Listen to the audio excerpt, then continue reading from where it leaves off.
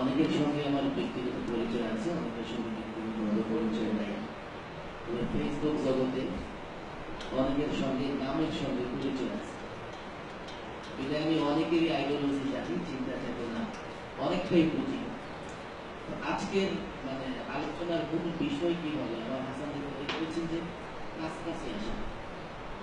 আমি যেভাবে চিন্তা করছি আপনার চিন্তা সেভাবে না।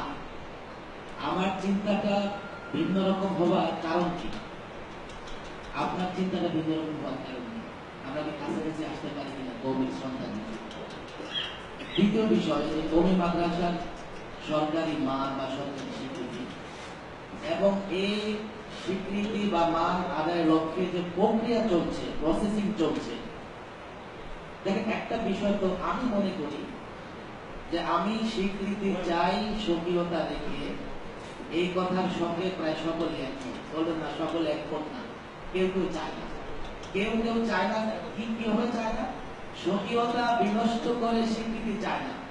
এই জন্য তিনি বলেন তিনি স্বীকৃতি চান না, তার আশঙ্কা যে স্বকীয়তা বিনষ্ট হতে পারে। এটা আমরা এই জায়গায় একমত যে স্বীকৃতি চাই স্বকীয়তা রেখে। এখন আমি মূল জায়গায় দেখেন, যেই প্রসেসিং আমরা স্বীকৃতি আদায় করবার চেষ্টা করতেছি, এতে কি কওমি মাদ্রাসার স্বকীয়তা থাকবে? প্রশ্ন আসে যে আমি স্বীকৃতি চাই, স্বকীয়তা কতটুকু থাকুক বা না থাকুক সেটা দরকার নেই। তখন এখানে একটা বিষয় আছে যে আমি কোনটাকে কতটুকু গুরুত্ব দিই, স্বীকৃতিকে কতটুকু গুরুত্ব দেই, স্বকীয়তাকে কতটুকু গুরুত্ব দিই। আমি যদি মনে করি যে কোনো মূল্যে আমার স্বীকৃতি দরকার, তখন স্বকীয়তা থাক বা না থাকার প্রশ্ন আসে না। আমি যদি মনে করি যে না স্বকীয়তা দরকার, তখন স্বীকৃতি তখনই আমি নেব যখন আমার স্বকীয়তা ঠিক থাকবে। এই জায়গায় আমার মনে হয় কারো দ্বিমত থাকার কথা না। আর একটা বিষয়, আপনারা সকলেই সচেতন, এটা আমার স্বীকার করতে কোনো দ্বিধা নাই।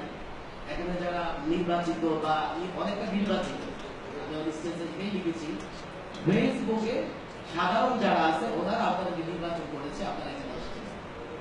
গ্লোবালাইজেশন, বিশ্বায়নের জন্য, এবং ওরিয়েন্টালাইজম, যেটা এই দুইটা বিষয় আমাদের মাথায় রাখা দরকার। আমরা যখন কওমি মাদ্রাসা নিয়ে আলোচনা করি, এটা আমাদের ব্যক্তিগত বিষয় থাকে না, এটা গ্লোবালাইজেশনের এক ধরনের ঘটনা বা ওরিয়েন্টালিস্টদের একটা সেন্ট্রাল জায়গায় পরিণত হয়েছে কওমি মাদ্রাসা। আপনি 2010-এ ওয়ার্ল্ড ব্যাংক বাংলাদেশে তাদের লোক তারা একটা রিপোর্ট তৈরি করেছে, ডেইলি স্টার প্রথম আলো পত্রিকায় সেই রিপোর্ট প্রকাশিত হয়েছে। সেখানে কওমি মাদ্রাসা সম্পর্কে গভর্নমেন্টের কাছে তাদের কিছু দাবি ছিল। সেটা কি? কওমি মাদ্রাসাকে যোগোপযোগী করা।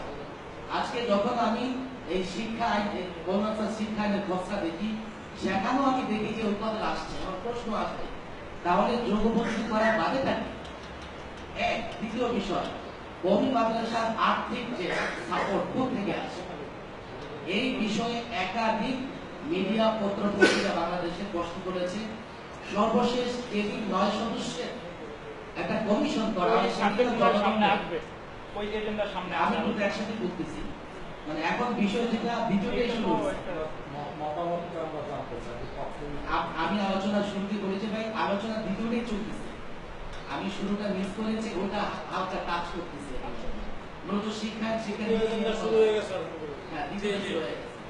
আচ্ছা, তো এখন যেটা জনগণ পত্রিকায় বিশাল হেডলাইন করছে, আপনারা জানেন না কেউ দেখছেন কিনা, যে কওমি মাদ্রাসা নিয়ন্ত্রণে নিতে যাচ্ছে সরকার। তো এখন কথা হলো, আমি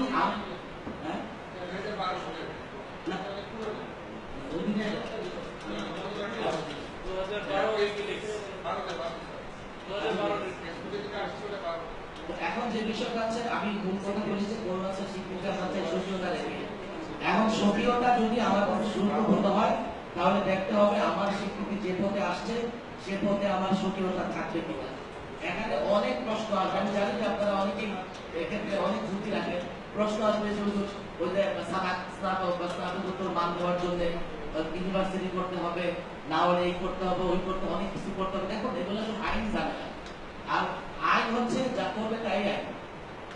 বাংলাদেশে এখন সাধারণত বোর্ডগুলো আপনার ইন্টার এবং এসএসসি, মেট্রিক বা ইন্টারের